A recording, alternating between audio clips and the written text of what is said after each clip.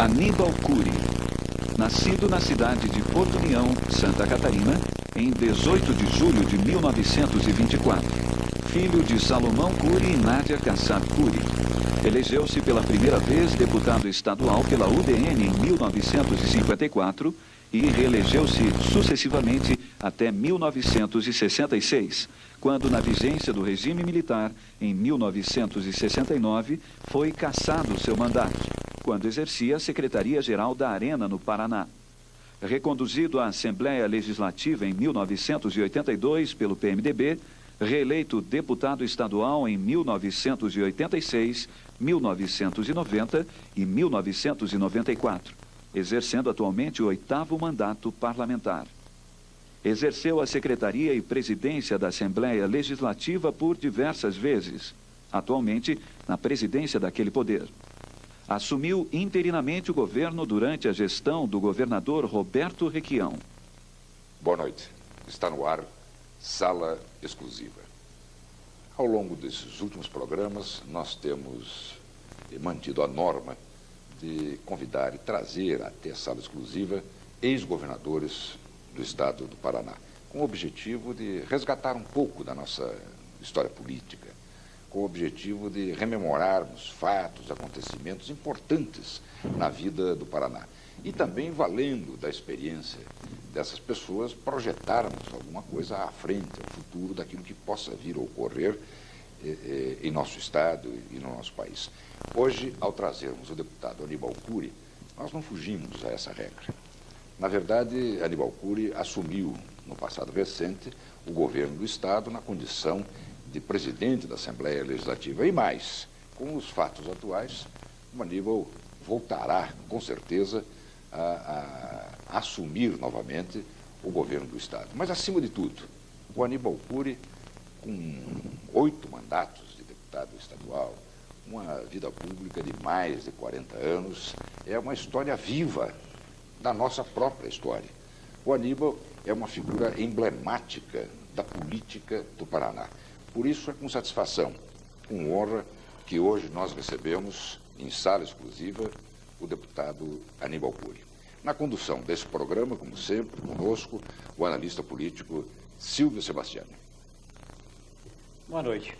O deputado Aníbal Cury iniciou sua carreira política em 1950, como candidato a deputado estadual pela UDN. Não se elegeu pela primeira vez. Ele fez quase 1000 votos, foi 9º suplente. E conta-se uma história, na União da Vitória, que eu queria ver que o senhor Aníbal agora poderia confirmar. Que o seu pai lhe disse qualquer coisa nessa eleição de 1950, quando você não se elegeu pela primeira vez deputado estadual. Bem, meus cumprimentos à exclusiva, a vocês dois que aqui estão. Na realidade, eu disputei a primeira eleição de deputado estadual em 1950. Derrotado, eu era mocinho, né? Mas 1000 votos naquela época era muito voto. Eu não me elegi por 90 votos, você veja. 25 anos de idade, né? 26 anos. E meu pai notou que eu estava num estado depressivo. E no almoço lá entre nossos irmãos, nós éramos 5 irmãos homens, meu pai e minha mãe já estavam mortos. E ele me perguntou, por que você está triste? Eu disse, não, não estou triste, Não, você está triste. E eu sei, perdeu a eleição, agora vê se aprende a ganhar. E nunca mais eu perdi. E aprendeu, porque em 54 o deputado Aníbal Cury foi o deputado estadual mais votado da UDN em 1954. É verdade, e o terceiro do estado. E o terceiro do estado. Aníbal, a sua vida pública, tantos conhecem, o Paraná conhece, nós vamos conversar sobre ela.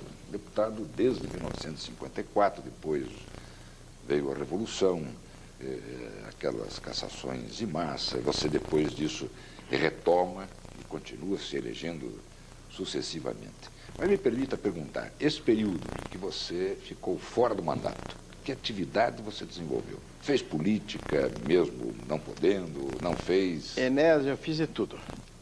Política, voltei para o comércio, cuidar das minhas atividades comerciais. Fiz futebol, fui presidente do Atlético, disputando na oposição. Fiz de tudo. E ajudei alguns políticos da oposição, no caso o Rich. E em determinada época fui chamado pelo ministro da Justiça, o Buzaide, convocado para ir a Brasília. E o meu advogado, Alcides Munhoz, que hoje está morto, me acompanhou.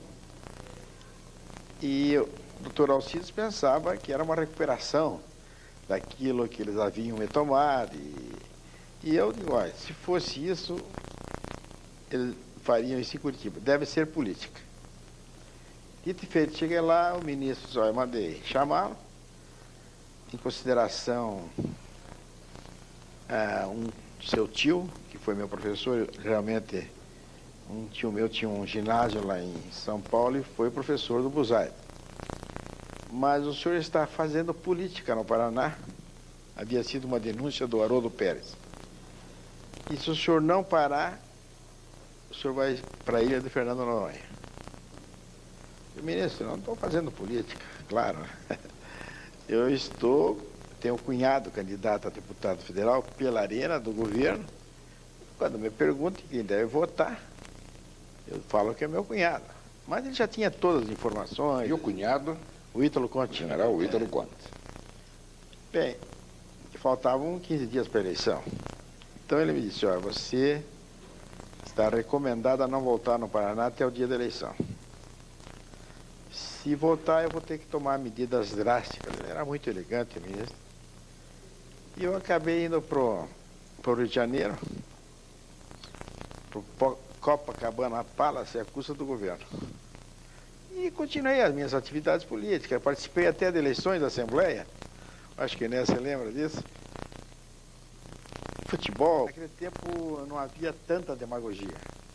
Então nós tínhamos deputados e... Me lembro bem, né?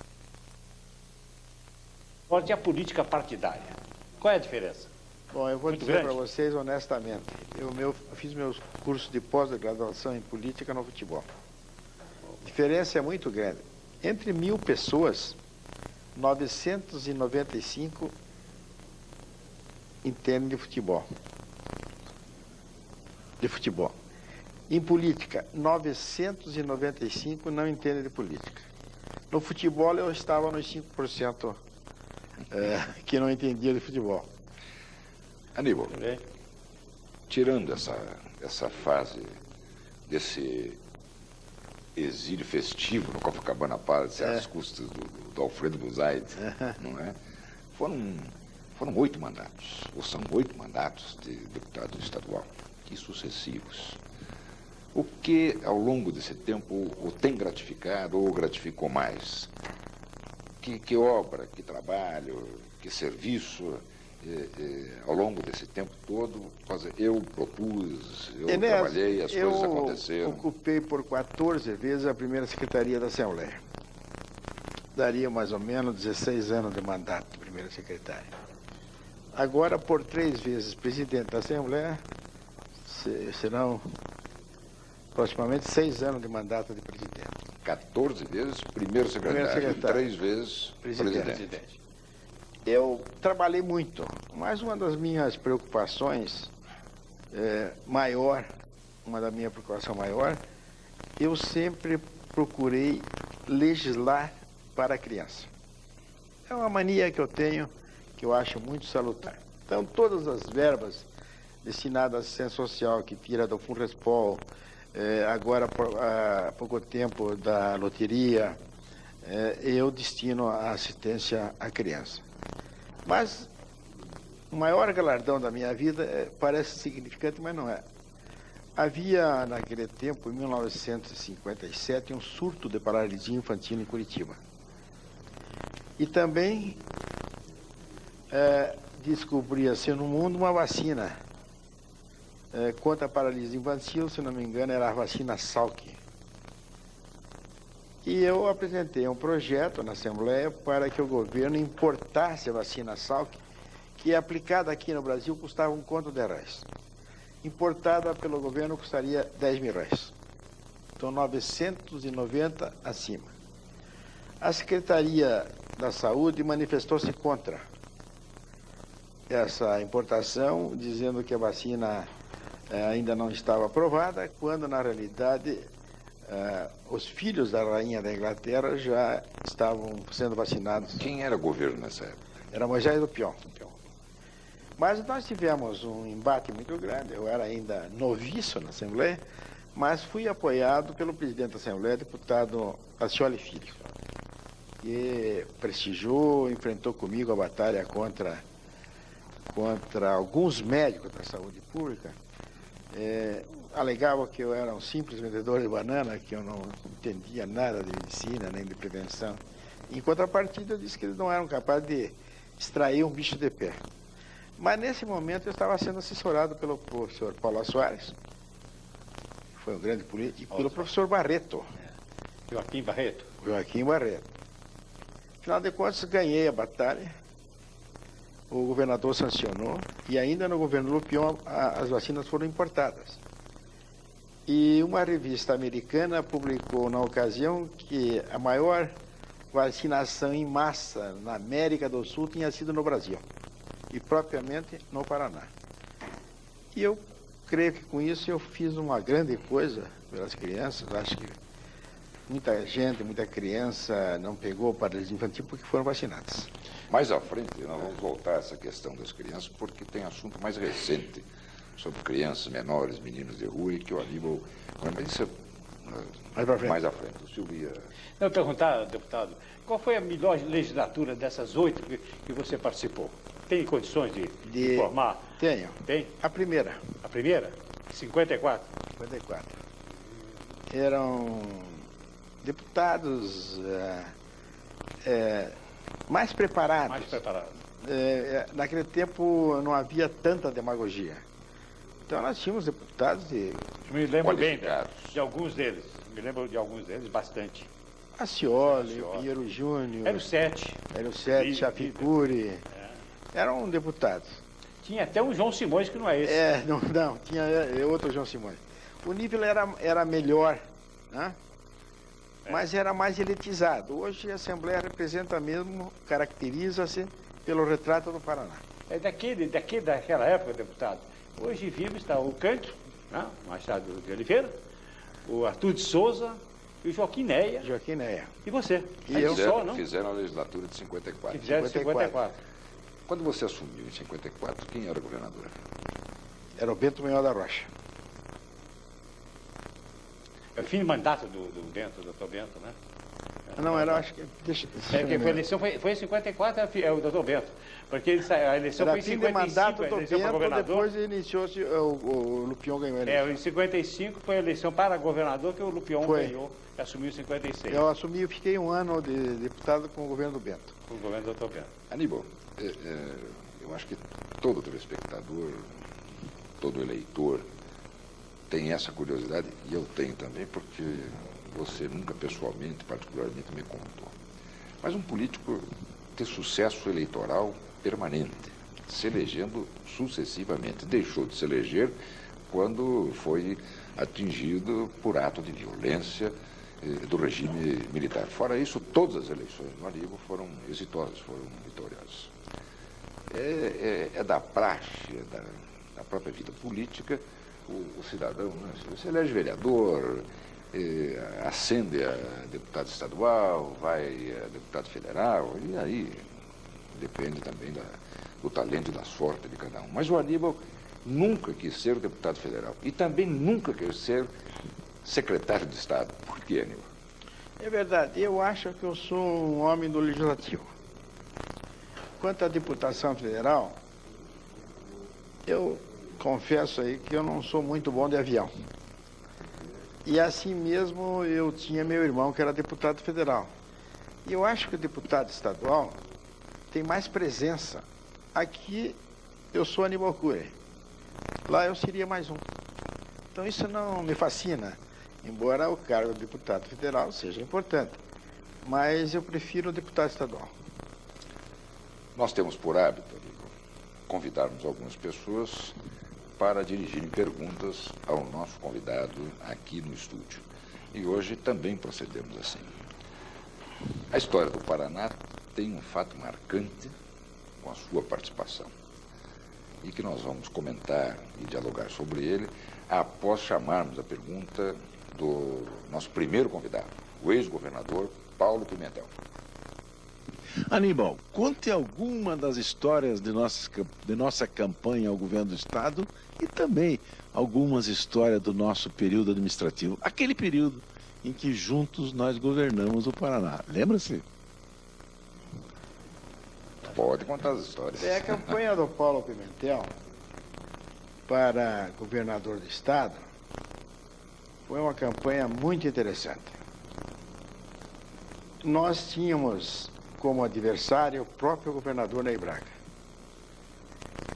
E o nosso motivo principal, com relação à candidatura do Paulo, é que ele era uma figura nova no Estado. E durante o preparo dessa campanha, nós tivemos altos e baixos. O Paulo foi registrado como candidato a governador 2 anos antes da eleição. E segundo comentários até do Rafael Iatauro, a convenção nossa foi realizada numa Kombi. E daí nasceu a candidatura do Paulo Pimentel. A convenção nossa é do PTN. PTN. Partido Trabalhista... Partido Trabalhista Nacional. Cabia numa Kombi. Mas foi o que viabilizou a candidatura do Paulo Pimentel. Foi, porque ele acabou sendo registrado. Só para fazer a moldura. Acabou sendo registrado só pelo PT. Vamos fazer essa moldura. Ele ganhou, o Paulo ganhou a convenção do PDT, mas como a cúpula era contra o Paulo, encabeçada pelo atual deputado federal Afonso Camargo, não registrou a candidatura do Paulo. Ele foi eleito pelo PTN, somente pelo PTN. Mas, na verdade, o partido forte no Paraná, naquele momento, porque era o partido do governador, e o governador era o Ney Braga, era o PDC. Esse PDC não registrou a candidatura do Paulo. Embora o Paulo tivesse ganho na convenção. A mesma coisa aconteceu com o DENE. O DENE é um partido de elite, e aqui no Paraná, bem elitizada. O Paulo ganhou a convenção também da UDN, mas também não pôde ser registrado pela UDN porque a cúpula da UDN era contra o Paulo. O PRP lançou o Paulo e depois cancelou o registro, porque nós não pudemos dar ao PRP a vice-governança para o deputado Edgar Távora. Então nós fomos... O Ney Braga, que depois foi um leão na campanha do Paulo, fez tudo para que o Paulo não fosse o nosso candidato. Não fosse. Não fosse. E ele tinha o seu candidato já? Já tinha o seu candidato. Mas, Aníbal, só para colocar as coisas nos devidos lugares. Na convenção do PDC, que era a chave naquele momento, o Paulo Pimentel ganhou. Ganhou a convenção. Ganhou legitimamente numa disputa para a paz. Mas o Ney Braga já o apoiava na convenção. Na ocasião já estava decidido apoiar o Paulo. Até porque daí ocorreu a grande cisão. Não, aí e rachou o grupo do Ney Braga. Introduziu-se no Paraná pela primeira vez a pesquisa. O IBOP funcionou aqui no Paraná, a pesquisa científica. Então, na primeira pesquisa que foi feita no Paraná, o Paulo estourou. Estava com 84%. É bom lembrar que o adversário dele era um adversário fortíssimo. Era o ex-governador Bento Munhoz da Rocha Neto, né, deputado? Não tinha candidato melhor. Um candidato forte. Forte, um homem de tradição, uma e cultura. conhecidíssimo no Estado, e o Paulo era um homem desconhecido completamente. Era secretário Mas da o Paulo foi, o Bento foi lançado candidato justamente porque o Paulo estava muito forte. Aí as forças se uniram, inclusive as forças que eram contra o Bento, se uniram com o Bento para ver se podiam derrotar o Paulo Pimentel. Mas nessa altura dos acontecimentos, o Paulo já tinha percorrido todo o Paraná. E a imagem dele estava muito robustecida politicamente e eleitoralmente. E a campanha, como você disse, o Bento era um candidatão, né? Tem que respeitar o nome do Bento. Por isso que a vitória do Paulo tem um valor extraordinário. Extraordinário, é verdade. Que derrotar o Bento não é brincadeira. Você respondeu a primeira parte da pergunta do Paulo Pimentel, que foi com relação à campanha. E com relação ao tempo de governo, o tempo, como dizer, que vocês governaram juntos. O que aconteceu de bom no Paraná? Nós governamos juntos uma boa parte, depois eu fui cassado. Mas o Paulo inovou. Já inovou na secretaria, né? O Paraná era um estado pecuarista e um pouco agrícola. E o Paulo inovou, trocando gado, o bovino, Nelore por bezerro, toda espécie de porcaria que existia no Paraná de reprodutores. Então aquilo também fortaleceu muito o Paulo. E na agricultura, no governo se distribuía sementes pela Secretaria da Agricultura de graça. Eu me recordo que o Paulo, ele era da iniciativa privada, ele era dinâmico, então ele começou a fazer esse programa sem verba, distribuição de touro e distribuição de semente gratuita. No orçamento, eu introduzi uma emenda que correspondia naquele tempo a 30 milhões, para que o Paulo pudesse legalizar o que ele havia feito. O secretário de governo na época vetou a emenda. Disse, essa não. Ele disse para mim, essa sim. Mas dê nome, digo, quem era o secretário? Véspero Mendes. E aí a emenda passou, claro. E o Ney Braga sancionou e o Paulo pôde legalizar tudo aquilo, aquela revolução na agropecuária que ele realmente fez no Paraná. Nós vamos fazer um breve intervalo e voltamos já com o deputado Aníbal Cury em sala exclusiva.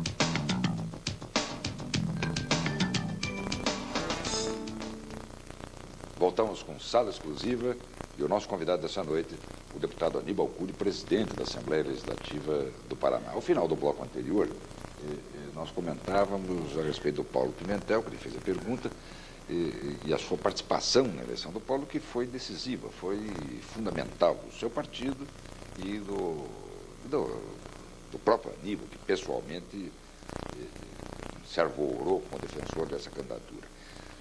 Tirando o Paulo, aonde mais houve essa participação decisiva no Aníbal, na escolha de candidatos, na eleição de governadores? Nós participamos aí de uma porção de eleições de governador, né? Temos própria colaboração aí com o Jaime Ler, né? Tivemos uma participação ativa. Enfim, todos os candidatos aí, eleições indiretas de governador, no caso do Algacir, né? E nós participamos na eleição do Ney Braga, com colaboração agora meio fugidia do Jânio Quadros.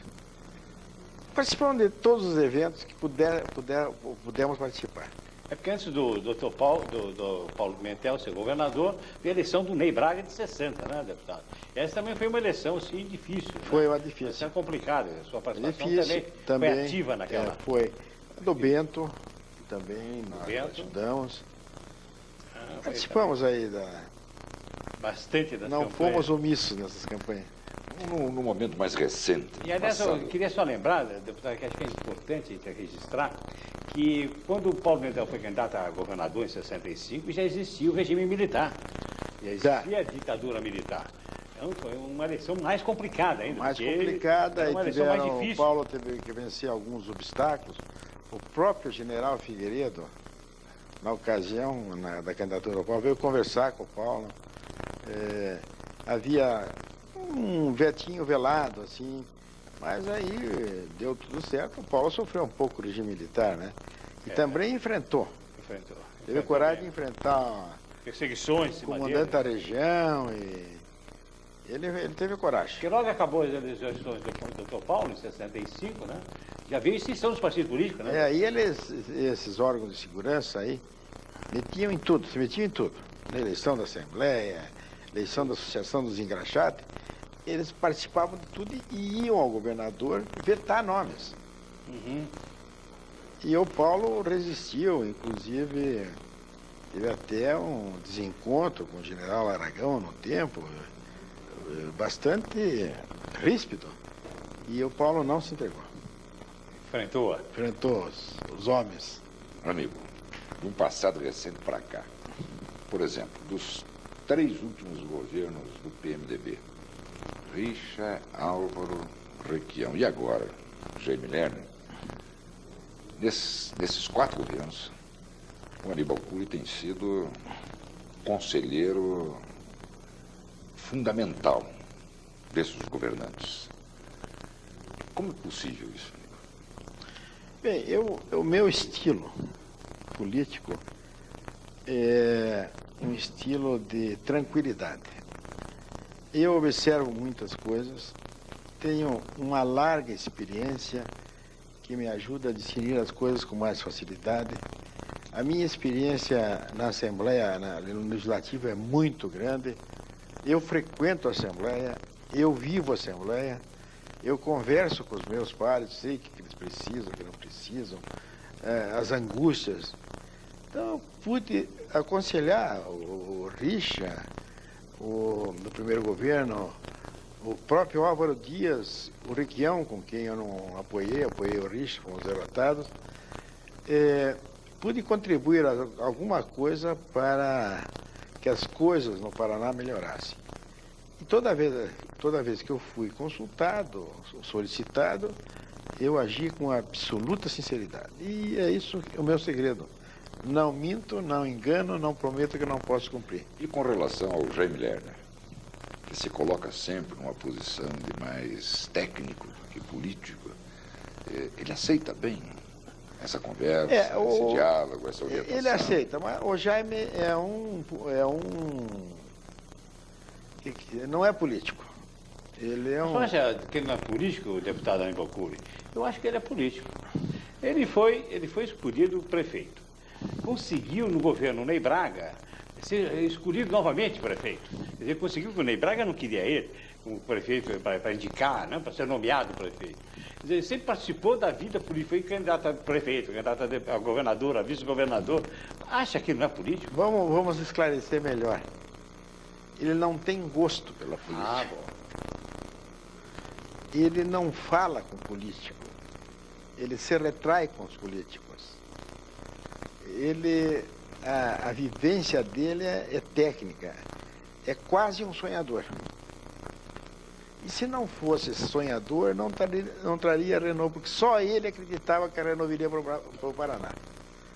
As apostas eram 1000 contra 1, porque São Paulo disputava, Rio Grande disputava, Minas disputava, Santa Catarina disputava. Então, ele persistiu nesse sonho de trazer a Renault e trouxe. Então, agora ele não tem gosto pela política. Tem gosto, tá bom. Não tem. É uma inapetência política. Estou de acordo. Ele não gosta de conversar muito com os políticos. Aníbal Cury, como é que está a Assembleia Legislativa do Paraná hoje? Como ela funciona? E mais que isso, o que se pode desejar e querer do poder legislativo, do parlamento? Como um todo, no geral. Eu digo com orgulho, Enéas, que a Assembleia do Paraná é a que gasta menos e a que mais produz. Os funcionários, tem aqui um aposentado, são muito bravos comigo, porque ordenado não... Eu não sabia dessa história, Aníbal. Como é que é a história dos aposentados bravos? Não, é que a remuneração... Funcionários aposentados, ex-deputados também bravos. Estão bravos. Vou contar. A Assembleia teve uma temporada, um tempo, que os funcionários da Assembleia que ganhavam mais dos 3 poderes. Hoje é os que ganham menos, porque nós obedecemos... Mas não é uma injustiça isso? Mas nós obedecemos à Constituição. Por exemplo, a Assembleia do Paraná tem 2% do orçamento do Estado para gastar com tudo. E nós não ultrapassamos, desde 82 pelo menos, que eu estou lá, nenhum centavo. Os outros poderes todos ultrapassaram. Até os mini poderes já ultrapassaram as verbas destinadas a eles. Então a gente... Deputado, e quantas ações tem contra a Assembleia por causa desse? Acho que tem umas 200. 200 ações? Tem bastante. Mas volta à pergunta. É um negócio interessante, porque os funcionários estão bravos comigo em razão do trabalho que eu faço. Mas a Assembleia funciona. Funciona. E se funciona, há que se acreditar ao esforço e ao trabalho. É claro, eu gente, só posso louvar os funcionários da Assembleia. Só um exemplo. Só um exemplo. O serviço de taquigrafia da Assembleia era o melhor remunerado. Agora, a taquigrafia do Tribunal de Contas, da Câmara Municipal, do Tribunal de Justiça, ganha o dobro da Assembleia. Você não vai brigar para Então, equalizar isso aí, não? Nós preparamos os taquígrafos lá na Assembleia, um quadro bom, daqui a pouco concurso no Tribunal de Contas, o Tribunal de Justiça, e lá se vão os nossos taquígrafos, porque ganha o dobro. Então, mas eu não posso fugir dos 2%. É esse o motivo principal. Eu não ultrapasso os 2% e tenho... Não pede dinheiro para o governo. Recebe o que a Constituição manda e não pede mais. E economizo ainda. Então a Assembleia não ultrapassa um centavo. E pode bater, eu tenho conversado com meus colegas, a nossa produz muito mais do que as outras Assembleias. Silvio, vamos chamar mais um dos nossos convidados. Ex-secretário de Estado, ex-deputado e ex-presidente da Assembleia Legislativa do Paraná, o ex-deputado Luiz Alberto Doganali. Eu gostaria que você, Aníbal Cury, dissesse aos ouvintes, aos espectadores da sala exclusiva, como é que você conseguiu, durante todos esses anos, se manter com tanto prestígio e com tanto poder? Será que na tua casa você tem uma lâmpada mágica com aquele gênio que resolve todos os teus problemas? Ou você que é o gênio, deputado Aníbal Cury? Antes de você responder, eu quero só fazer uma consideração. Esse pensamento do Neno Doganali é mais ou menos generalizado, tanto para o político, para quem fez política no passado, para quem faz política hoje, para homem, para mulher. Na verdade, existe isso. Quer dizer, o Aníbal não perde eleição e não perde o poder também, o que é outra coisa, mas é fundamentalmente importante. Então, há mais uma pergunta nessa mesma linha aí. Só quero lembrar uma coisa, Ernesto, que hoje, dia 14 de abril, é aniversário do ex-presidente da Assembleia, Luiz Alberto Doganali. Hoje é aniversário dele.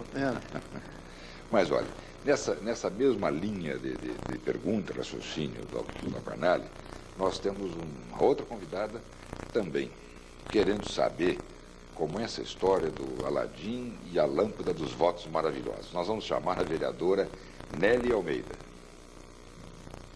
Deputado Aníbal, o povo de Curitiba, e principalmente a classe política, tem um desejo enorme de saber como é que o senhor conseguiu se manter no poder e tornar-se o todo-poderoso durante 40 anos dentro do estado do Paraná. Essa é uma curiosidade de todos nós. Vamos lá. Olha, Doganali, você foi presidente da Assembleia e eu fui o seu secretário. Trabalhamos juntos, administramos a Assembleia, construímos, e você sabe perfeitamente o meu estilo. E eu moro praticamente na Assembleia, lido com todos os políticos e tenho feito um aprendizado. E em política, a gente sempre vai aprendendo alguma coisa. Eu tenho convicção de que essa fama de poderoso, de mandar, não é justa. Eu apenas trabalho. Eu dedico-me à política integralmente. E até esse negócio de dizer que eu sou poderoso me faz mal, porque todo mundo pensa que eu posso resolver os problemas de cada um. Então não é bem por aí. Eu trabalho, acho que eu tenho experiência, sem dúvida alguma, no poder eu sou o político mais antigo que está por aí e tenho uma grande vivência política. Dizem que o diabo não é veio pelo seu tacho de fogo, de azeite, mas pela experiência que tem. Eu acho que a experiência para mim tem valido muito e para muitas pessoas, só que eu assimilo rapidamente. A lâmpada Aladim, Neno, é o café da manhã na minha casa todo dia, onde as pessoas de diversas raças, tipo de homem, pobre, rico, dos políticos frequentam toda manhã, onde a gente vai aprendendo mais, vai auscultando mais e sempre procurando respeitar o ser humano. E uma das características da minha vida reconhecido por todos, é a seguinte: não promete o que não pode cumprir. E quando promete, cumpre. Eu acho que isso é muito importante para o político. O Aníbal Cury, vamos falar um pouco de política agora, política partidária, política eleitoral. O Aníbal Cury pertence ao PTB, Partido Trabalhista Brasileiro. E o Silvio agitava que vamos entrar na eleição municipal de Curitiba com o Aníbal, não vamos? Eu acho que deve. Vamos entrar, sim. Aliás, falar em PTB, é uma pergunta que eu ia fazer ao deputado Aníbal Cury. A origem dele é a UDN. E a UDN aqui no Paraná e no Brasil inteiro não eram adversários, UDN e PTB. Especialmente na terra dele, União da Vitória, que havia uma divergência muito grande entre a UDN e o PTB. Como é, Aníbal Cury, você, de homem udenista, formado da UDN, agora ingressa no PTB? Bem, não há uma transformação, né? Hoje os partidos se equivalem. E a gente, quando é moço, toma uma posição política na direção, principalmente dos seus amigos. Quando nós entramos no período de redemocratização do país, eles formaram seus partidos e eu acabei por amizade indo para o UDN. Mas o PTB é o único partido que restou dos antigos partidos. O PTB tem a sigla tem um fascínio especial. Ela tem um pouco de mágica política. E por isso eu estou me sentindo bem no PTB. E o PTB vai lançar candidato próprio para prefeito de Curitiba? Nós vamos usar mais tempo para conversar com o Aníbal sobre isso. Se o PTB vai ter candidato, não vai ter candidato, agora, nessa eleição e na próxima que vem aí. Mas em alguns instantes. Vamos ao intervalo e já voltamos. Perfeitamente.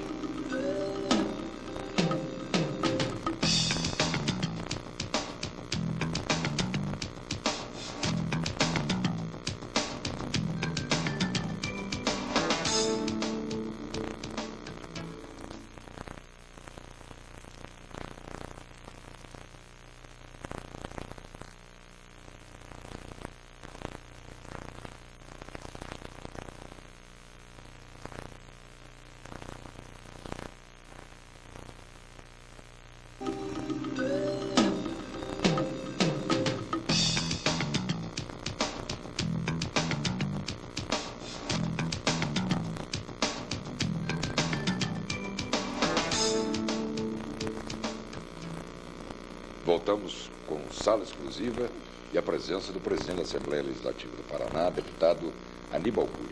Ao final do bloco, o Silvio fez a pergunta: sucessão municipal em Curitiba. Eu queria saber se o PTB, seu partido, vai lançar candidato próprio à Prefeitura de Curitiba. Nós temos uma pretensão de lançar um candidato próprio. Pretensão justa, porque nós participamos da eleição do Rafael Greca com a vice. Mas, na realidade, falando honestamente, nós desejamos manter a vice-prefeitura. Se não for possível, é quase provável que a gente lance. Mas essa vice está cobiçada, hein? O PFL quer, o PSDB também está querendo. Essa é a conversa mais recente. O PSDB estaria adiantado nessas conversações. Bem, eu acho que essa participação do PSDB na campanha candidato do governo, do PDT, é uma arte política magistral. Porque você veja, se for possível isso, e é possível, o PSDB da vice, talvez com Beto Richa, elimina-se a candidatura mais perigosa, que é a do Carlos Simões. Então o governo fica flutuando mais ou menos sozinho aí com o candidato a prefeito e com a vice dada ao PSDB. Claro que o Beto Richa tem qualidades e virtudes para isso, mas o objetivo principal é frear a candidatura do Carlos Simões. É uma estratégia maravilhosa. Muito interessante. Quem bolou isso é diabólico. Essa é meio diabólica. Vamos voltar aqui à história do PTB.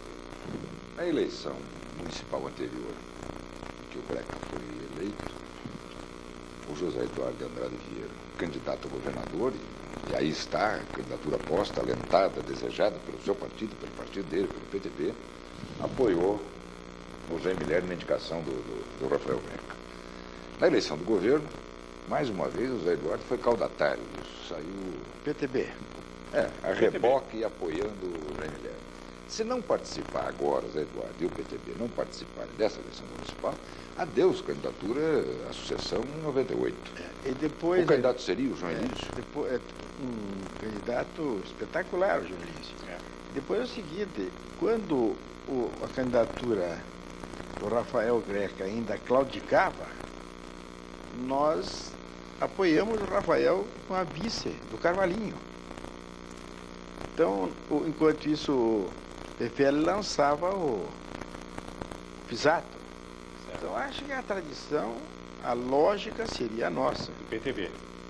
Por tradição, né? Agora, claro que a situação é excepcional, os candidatos estão aí, há uma chance da vitória do candidato do esquema Jair Miller e Rafael, então todo mundo quer a vice. Agora, eu acho que o PTB tem direito de pleitear, nós temos ótimos candidatos. Mas não tendo a vice, terá candidato, não irá apoiar eu não sei assim, aleatoriamente. Verdade, não sei se vão até, mas nós temos vice, o Justus, o próprio João Elísio. Agora, o João Elísio é um candidato excepcional para prefeito. Mas, deputado, se vingar essa suposição de uma candidatura, de uma coligação do PDT com o PSDB, no caso o candidato do PDT e o candidato do PSDB, o Beto Richa, o PTB, como é que ele via? Poderia notar essa posição? Ele poderia participar e aceitar isso? Bom, porque, afinal de contas, também o Beto Richa tem um vínculo com algumas pessoas do PTB. Nós temos que ser realistas, né? Nós não temos condições de ir contra. Vamos lamentar, vamos chorar bastante, porque nós perdemos, mas não temos condições. Há possibilidade do PTB apoiar essa tese? Há possibilidade. Vai ter o próprio PFL também. Aí vai ser a união contra o PMDB. Só como o PMDB. diz o Camões, cessa tudo quanto a antiga musa canta, né? Aníbal Cury, vamos chamar mais um convidado que vai lhe fazer pergunta. Também ex-deputado estadual, ex-presidente da Assembleia Legislativa, ex-governador do Estado. O João Mansur. E aproveitando esta oportunidade, gostaria de formular uma pergunta ao meu amigo, companheiro de 40 anos de vida pública, deputado Aníbal Cury. O que acha da reeleição? Este fato que vem movimentando toda a classe política e todo o povo, de um modo geral. Reeleição, inclusive, dos prefeitos neste ano, governadores e presidente da República. Gostaria que ele dissesse a sua opinião como um dos políticos mais hábeis que hoje nós temos no cenário político do Paraná. Eu sou amplamente favorável à reeleição. Há muitos anos que eu até apresentei na Constituinte Estadual uma emenda permitindo a reeleição.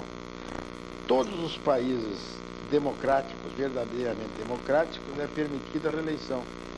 E o povo deve ter a chance de escolher novamente aquele administrador que ele confiou e que realizou uma obra administrativa boa. Há tempo legal, constitucional, para aprovar a reeleição para os prefeitos? Quando se quer, há tempo. O adicional número 1 foi lavrado em 2 minutos. Quer dizer, longe de nós essas coisas de novo. Longe, né? longe. De nós. Deputado Aníbal Coelho, eu ia fazer uma pergunta. Na área política, qual foi a pior notícia que você teve durante o seu tempo de mandato? Bom, evidentemente foi o ato adicional. Cassação. Não, O AI-5. o adicional como golpe, eu participei até da Revolução, mas eles extrapolaram. Tanto é que hoje... Essa é a pior notícia. Pior notícia. E a melhor notícia? Bom, melhores, eu tive muitas melhores notícias. Muitas. Né? A gente tem agradáveis notícias, às vezes desagradáveis, mas eu sempre tive boas notícias e quando são desagradáveis, eu procuro assimilar. Aníbal, ao longo da semana, a Assembleia Legislativa do Paraná, se pronunciando sobre um veto do governador a respeito das ações da Copel, manteve o veto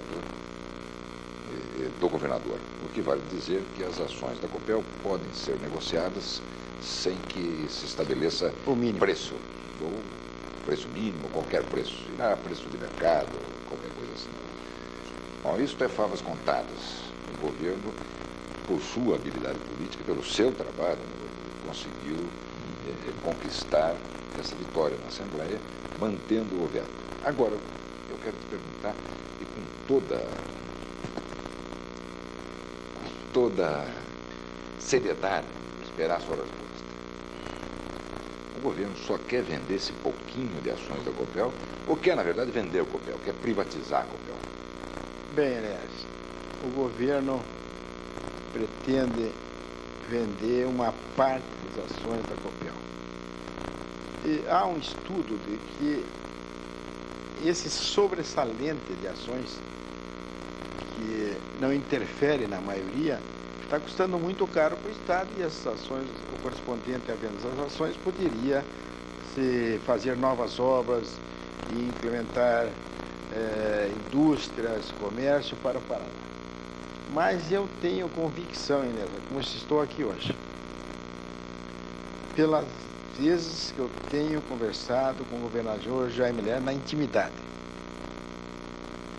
Ele me disse em determinada hora: Aníbal, você acha que eu vou vender a maioria das ações da Copel depois de 25 anos de vida pública? Eu não faria isso nunca, preferia morrer.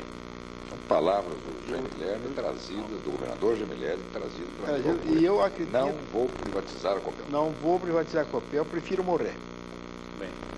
Então eu acredito nas palavras do governador, mesmo porque, além disso, adicione-se o seguinte: o governador é candidato natural à presidência da República. E é o governador do Estado? E é o não, e ele tem projeção nacional. Eu costumo dizer que ele é produto de exportação. Hoje a situação do Jaime com relação à aspiração de presidente é muito melhor que a do Collor na ocasião. O Jaime tem nome a respeito da cerveja, agora a pesquisa Isso é importante. do Jornal do Brasil com 90%. Deputado, é importante a sua posição hoje, esse relato que faz agora na sala exclusiva, nessa noite, é importante para o Paraná. Não basta nessa história de vende, não vende, compra, privatiza ou não. Eu acho que agora nós temos aí a palavra do presidente da Assembleia, hipotecando a palavra também do governador do Estado. Eu acho que isso é muito importante para o Paraná. Vamos para o nosso ping-pong. Aníbal, nós vamos procurar fazer perguntas rápidas E rasteira. e você responderá concisamente. Vamos lá, Silvio. Então, Ney Braga.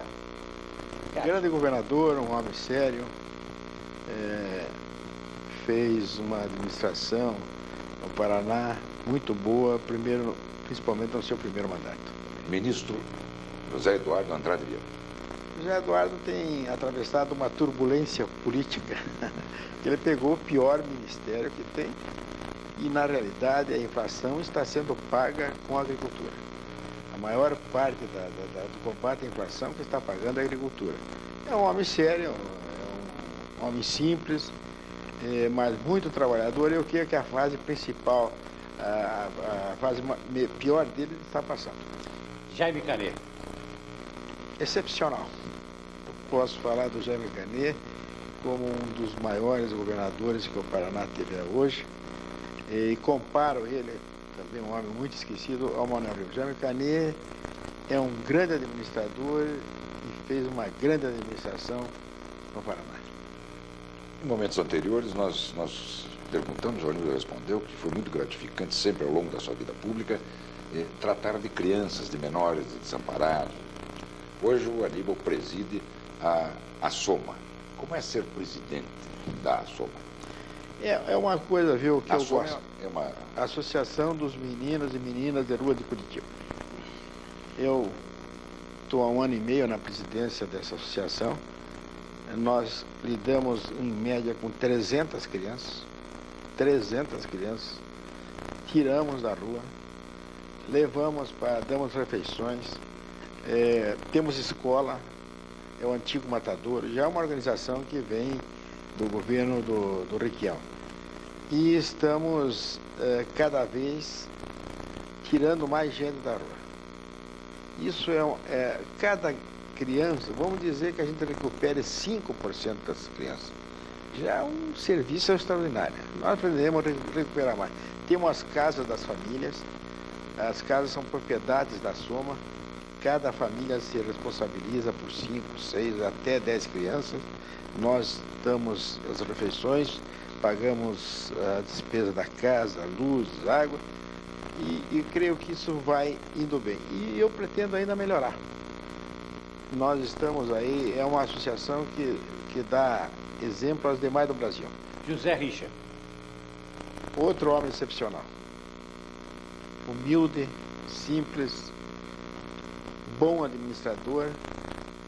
É daqueles homens públicos que a gente, quando fala com ele, pensa que o governador é a gente e ele é apenas um simples eleitor.